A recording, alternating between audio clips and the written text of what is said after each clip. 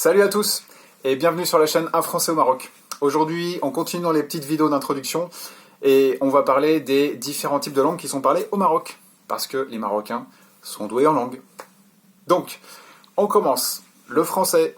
Bon, le français est parlé au Maroc et d'ailleurs ça nous arrange bien nous les Français, mais c'est pas pour autant qu'il faut être feignant. Après, on va parler l'espagnol dans certaines parties du Maroc et on va parler anglais évidemment.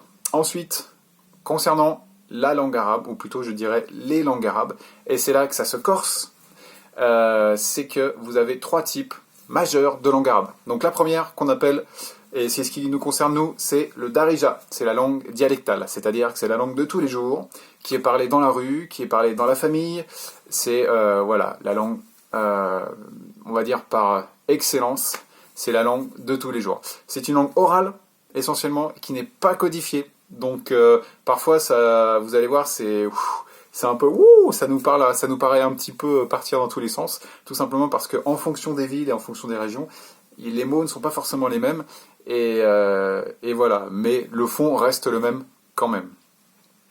Et du coup, c'est aussi un côté facile parce que voilà, on peut improviser, on peut voilà, c'est le côté très plaisant de cette langue-là.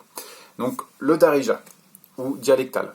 À côté de ça, vous avez au contraire la langue écrite qui est, elle, très rigide, très formelle, la langue des administrations, la langue des textes et des cérémonies religieuses, c'est l'arabe littéral, et en fait cet arabe littéral est partagé par d'autres pays arabes. Voilà, ils se sont mis d'accord, c'est une sorte de référentiel, voilà, mais c'est voilà, une langue essentiellement écrite et très codifiée.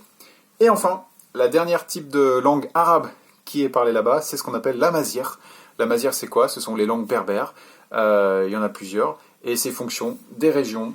Voilà, c'est fonction de la localisation géographique. Donc, récapitulons. Le français, l'espagnol, l'anglais, et ensuite les différents types de langues arabes, que sont l'arabe dialectal ou darija, ce qui nous concerne nous, l'arabe littéral et l'amazigh. Voilà, je crois qu'on a fait le tour des différentes langues. J'espère que pour vous, c'est plus clair. Et je vous dis à bientôt!